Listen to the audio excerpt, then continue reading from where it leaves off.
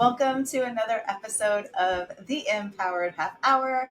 Today I have with me a very special guest, Melissa Marcum, and she is a vibrational astrologer. And I cannot wait for her to tell me and you exactly what that means. Melissa, welcome to the show. Thank you so much, Becca, for having me on. I'm really, really excited about this. Yes, me too. All right, so let's just start at your title. Tell me more. What is a vibrational astrologer and what do you do? Yeah, so vibrational astrology it's an evidence-based, research-based language solution, I would say. And what it is that it's the vibration off the planets and how it affects you, how you operate, that soul level aspect of who you are. And that coupled with Western astrology, I think I do very powerful chart readings because I consider myself an evolutionary astrologer. So I really focus on why you're here, why are you here, what are your wounds that you bring in, and really getting to your highest state of consciousness. I love that so much. And just for the audience, so I met Melissa, just so for some context for you guys, I met Melissa through a friend who is also going to be, she has already interviewed for the podcast, but her episode will appear soon. And I met Melissa through Charlie Rose. And we just had like a really fun conversation for like 2 hours. And she gave me just a soundbite of what she does. And I can tell you, was that conversation around January, It was February? actually, I think it was December of Oh 2022. my We were goodness, talking time about is flying by.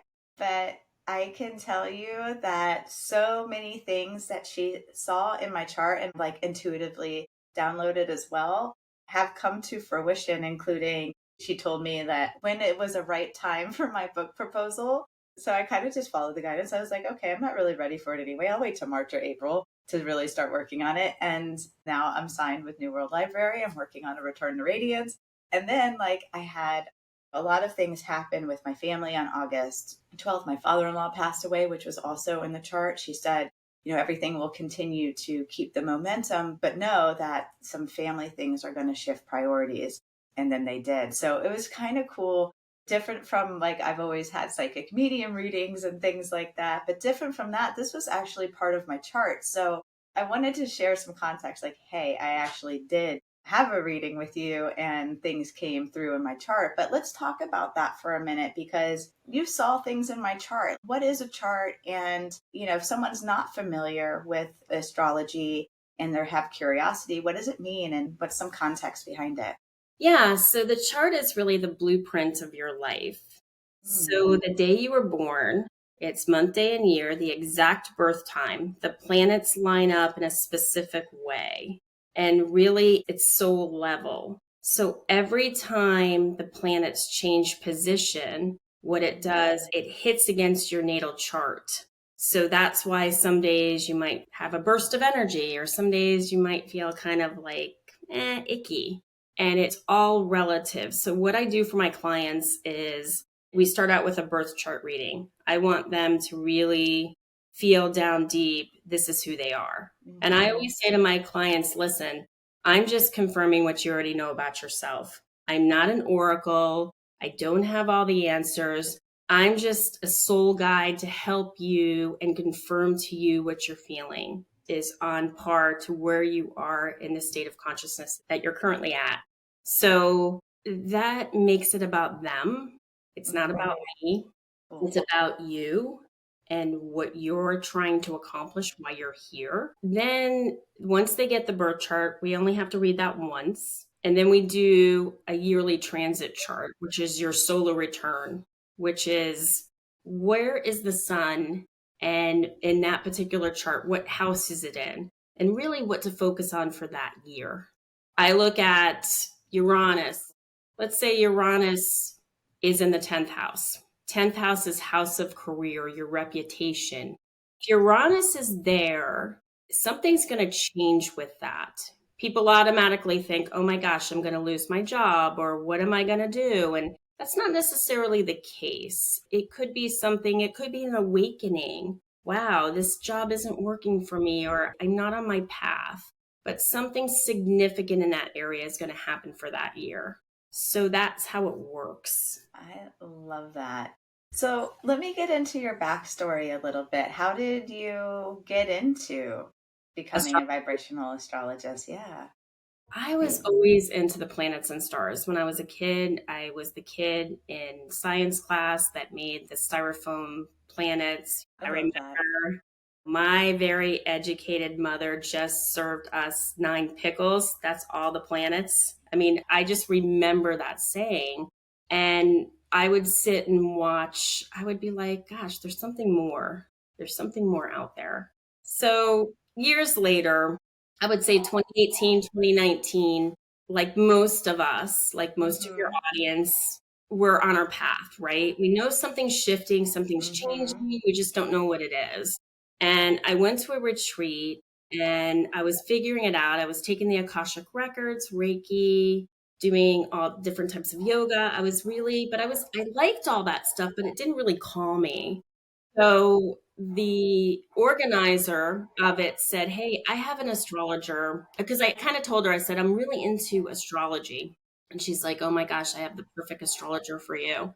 I set up a meeting with her. We just connected. We had a lot of the same placements in our birth chart. I felt like she was my soul mother.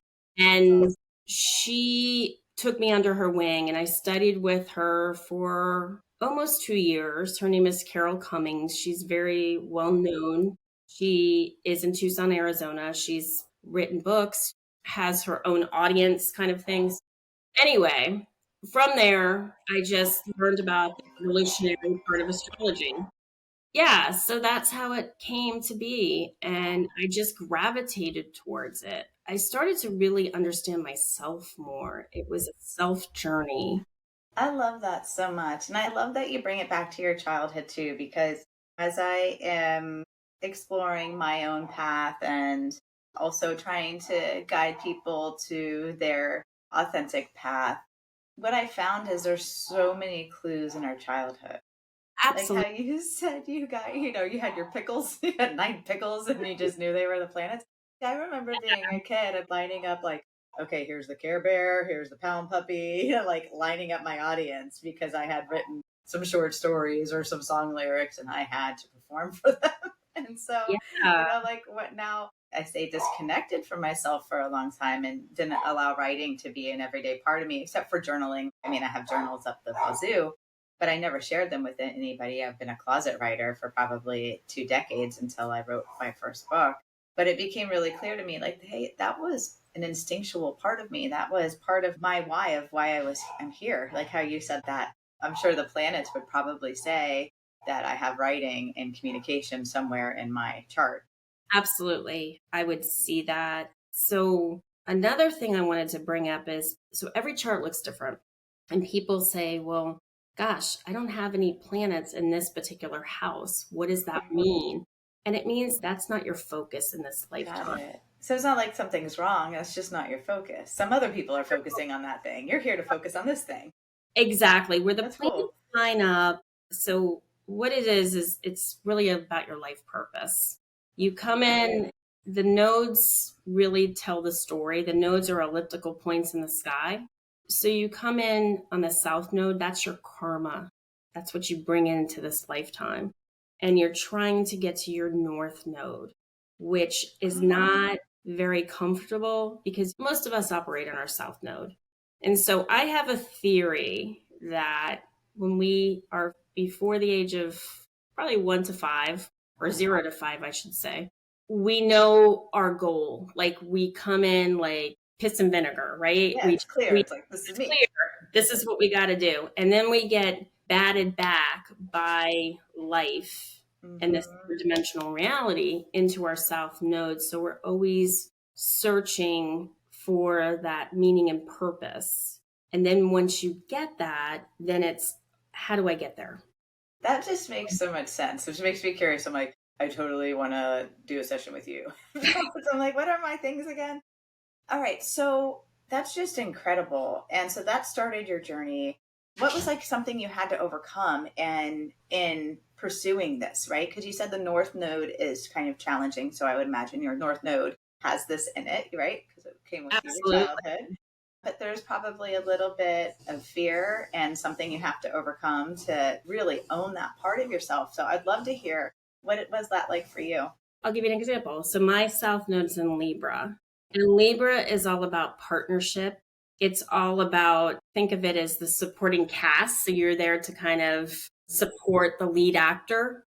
Opposite of Libra is Aries. Aries is the first sign of the zodiac. They're the leader. It's a cardinal sign. So my whole life has been to try to step into my Aries and to be the speaker, to run the business, to do all those Aries qualities and not to rely on others to tell me that this is what I should be doing or this is who I am. It's the addiction. And I would say we all have the addiction in our chart is to look for others for my happiness.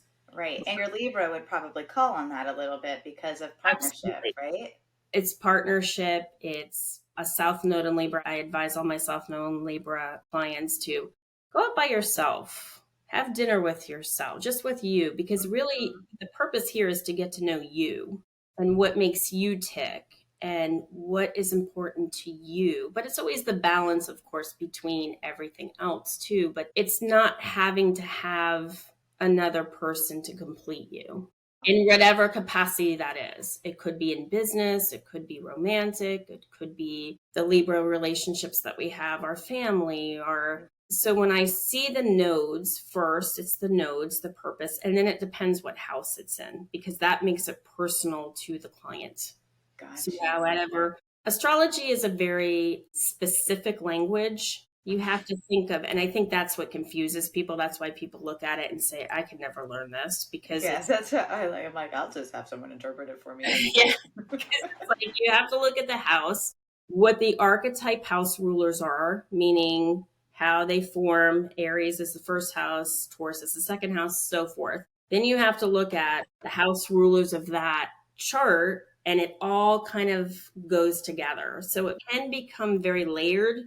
And I believe that's where the confusion, Yeah, because that seems we're to kind make of sense. linear thinkers. We've been taught to be linear thinkers. Let me ask you another question. So now that you've been specializing in this for quite a few years, what's like a lesson or a aha that's up for you, either right now or one primary one that you've learned? To be in my heart. To be in my Oh, heart. Okay, so Libra is an air sign. Well, I'm which is your always head. Yeah. always in my head. I'm always thinking, how am I going to do this? And sometimes it's just, hey, it's be in my heart. Be in my heart and know that everything is going to work out and it's going to be okay. Because here is the thing that the chart doesn't define me. I define the chart. I think that's where people get confused. It's like, what's in my chart? What does my chart say? I'm going to say, what do you feel? What do you feel? Mm, Because it's really, you're manifesting this. You're manifesting this. You're just using the chart as a guide.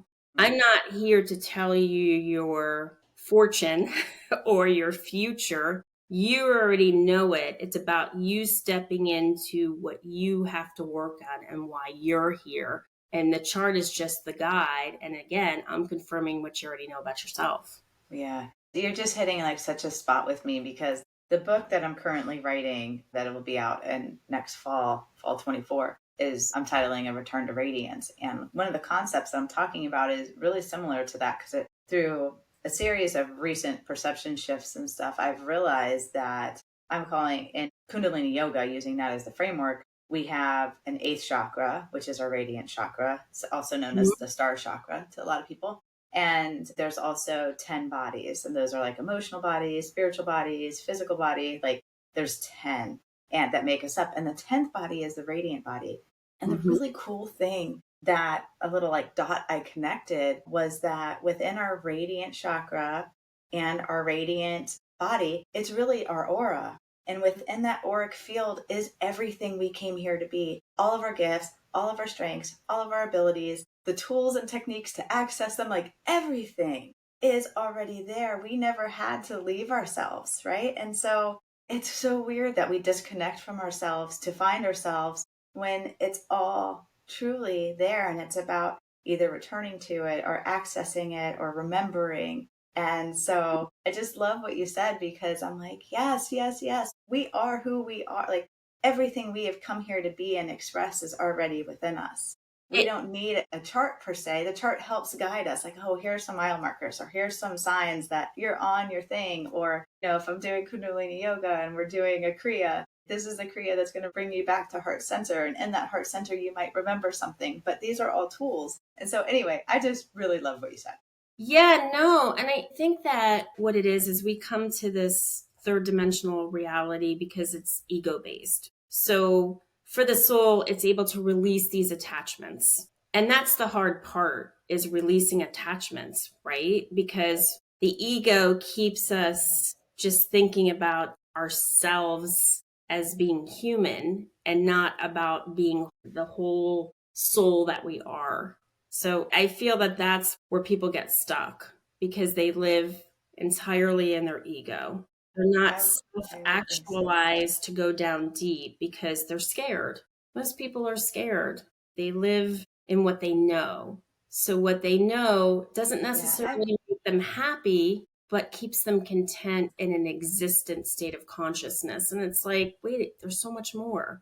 I mean, There's so much more. there's so much more. And that's why I developed this program, and it's called Celestial Executives Astrology for Women on the Rise, because it's people like Love it. you that, hey, you have a great career, you have a lovely family. It's not about that. It's not about the career. It's not about your husband, your wife, your partnership. It's not about your children. It's about that special something inside you that's going to bring you to the highest state of consciousness. It could be, hey, I have a monthly group where I talk about things that excite me. It could be charitable work. It could be anything. So that's what my mission is, to pay it forward, to say, listen, I discovered who I am. And this And I want all, to help you discover who you are. yeah, Like that's the way it goes. It's like what we're supposed to do is put the hand down and help the next person rise, which I love your title. I love everything about it. I'm like a little obsessed actually. But I would love to know, like, and you kind of exude it, but I always like to ask the question specifically, why are you passionate about this work? because first, I love it and it just drives me. And an astrologer can never know everything. There's always something to learn. Mhm. I have the attention span of a fly, if I'm being totally honest. So to me, it's like there's always something different to look at the chart. I mean, vibrational astrology is so different than Western modern astrology, because it really looks at the circuits, how the planets form, and what does that mean, how you vibrate, what it's a whole different way. I mean, there's mundane astrologies, there's horary astrology. It never gets boring for astrologers. That's why they love it, because it's like so deep and intricate.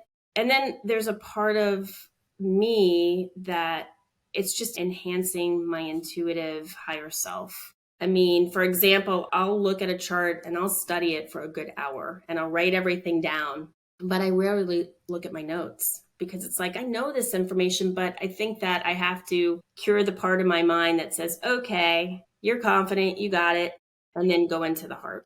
That's awesome. And how have you seen it empower other people's lives? I've seen people make incredible changes in their life, because then Tell me more. well, they own who they are, I right? love They that. embrace everything about them. They're not looking and saying, I want to be something else, or I'm not happy with me. They're actually flowing with the energy, and they're working on the things that they came here to do. And they know that there's purpose in it, and it's purposeful for them. I mean, astrology has been around, they say 2,500 years. I think it's been around Oh, millions of I'm sure. Yeah, I was going to say, I'm sure it's one of those fundamental things because before we could even talk, we were looking up at the stars. Absolutely. So, ancient people, that's how they started to understand how the world works, through that. I think it's been demonized for quite a long time because it is so accurate. People have trouble. They're like, well, this happened, but it wasn't exactly on that date. Well, time is a relative. It's not irrelevant. It's not really in existence. I mean, we based so much on time on this planet, but the energy, it's like with psychic mediumship. When I go to psychic mediums, they're like, well, this is going to happen, but they can't get the time right because the time is not important. That's So really interesting. And you said something that just hit a nerve with me in a good way, but I think so many tools, astrology, even yoga, I mean, yoga is so common now, but there was a time even 15 years ago when people were still just like, is yoga okay? Is it still, I don't want to call it demonized, but a little bit.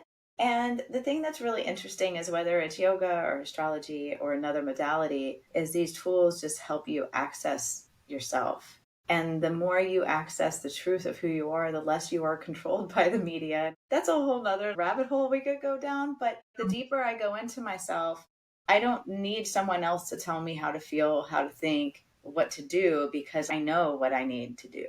My feelings, my intuition, my thoughts are so clear that I understand my next right action. And I don't need to go to someone to understand that. yeah, I mean, I believe as we're going in through the age of Aquarius, where astrologers, everybody has a different timeline of where they think it starts and ends. So Yeah, it's Kundalini Yoga has its own philosophies of it too. yeah. So it's not really like you'll go online and see, oh, wait, is it this way or is it that way? I believe we're already in it. It has Agreed. really 2007, 8 is when we started to really kind of look at this.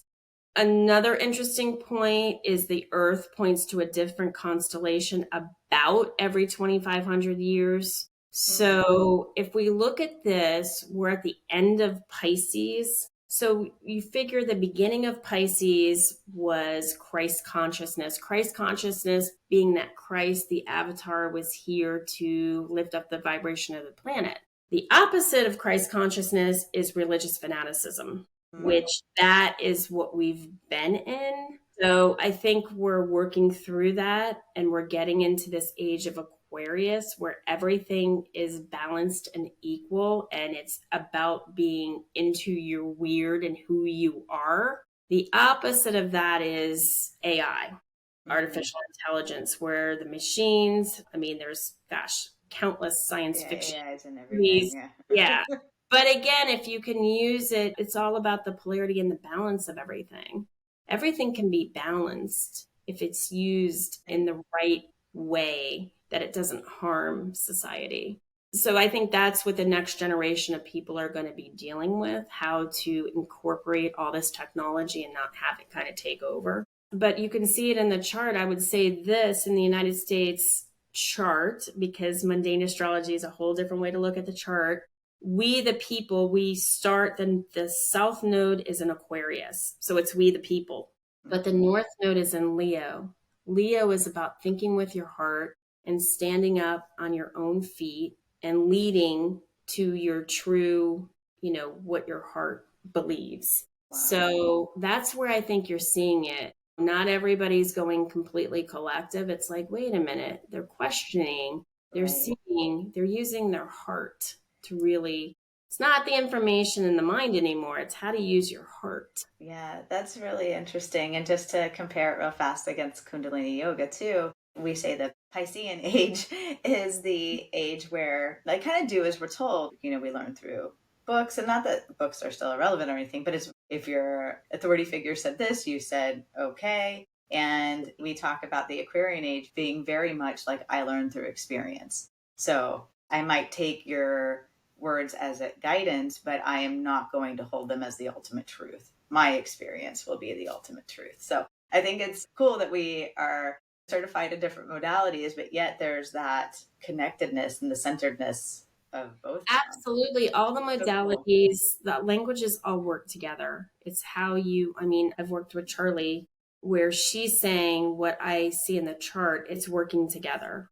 And I get that So all the awesome. time when I do these shows, is these psychic and health and holistic shows, is I will get, oh wow, the woman that did my mediumship reading, said the same thing. And I'm like, well, it's in your chart and that's the way it should work.